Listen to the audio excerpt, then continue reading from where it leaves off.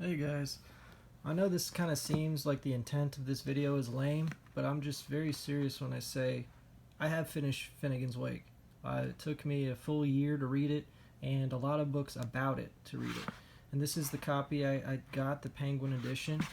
I just wanted just some way to prove it to people, so I'm a bookworm, so I like to underline every page. And if you'll see, that's the only way I can prove it to you that I've read this book.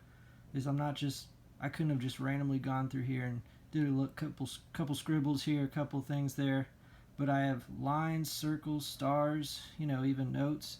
See, I underlined Ubermerschall, talking about the Ubermensch, supercharger, Superman. Because this book just encompasses all of history, whereas James Joyce's Ulysses was about, Dublin and Ireland. Ireland. I say it Irish when I speak it. Finnegan's Wake is about the entire world. So anyway, just keep going through. Try not to skip through so you can see that I have written in every single page of this book because it's so incredible. There's no format like it. There's no language like it. Each word encompasses a million other words. So, it's not just stream of consciousness. It's thought out very much so. But yeah, here we go, over halfway. So this was his last book, published it in 1939, took him 17 years to write, then he passed away 2 years after, during World War II's beginnings. Beginnings in the middle, I guess. Alright, part 3. This is just proof that this isn't something I can just quickly go through and underline just because I'm bored. I'm very in-depth when I study James Joyce. He's a genius, so we have to figure out, what the hell he's talking about. Alright, almost done. You can see page 522. That was weird, it was circled right when I looked down. Alright, 600, blah, blah, blah. Last couple pages. Off to 2. This is the weird part. I finished it on his birthday, February 2nd. And then this was the day, 2/2/2012, I began Ulysses. And then that took me a little less than a year to finish. I read Finnegan's Wake before Ulysses just because it was so different and so awesome and original and weird.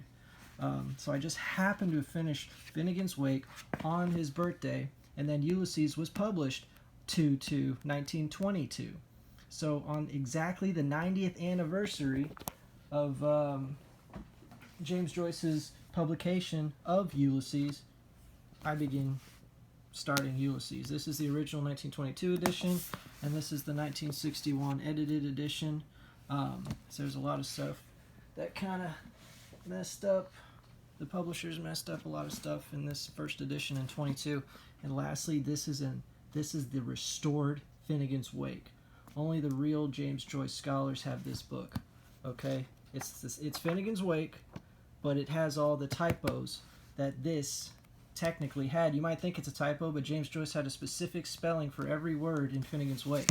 So just like Ulysses had a different edition with the typos corrected, Finnegan's Wake had a different edition with the typos corrected, published in, I believe, like 2013 or something like that. This is a very recent book. If you want to just skip the foreplay, this is my James Joyce bookshelf. As you see, I took that out. I've got the complete works again. This is a great edition by Wordsworth. These books are all about Finnegan's Wake, Joyce's letters, the companion guide, Nietzschean, Joyce's Nietzschean Ethics, interesting book, obviously about Nietzsche. These are all my Ulysses books. I have 2 copies of this because that one's all jacked up.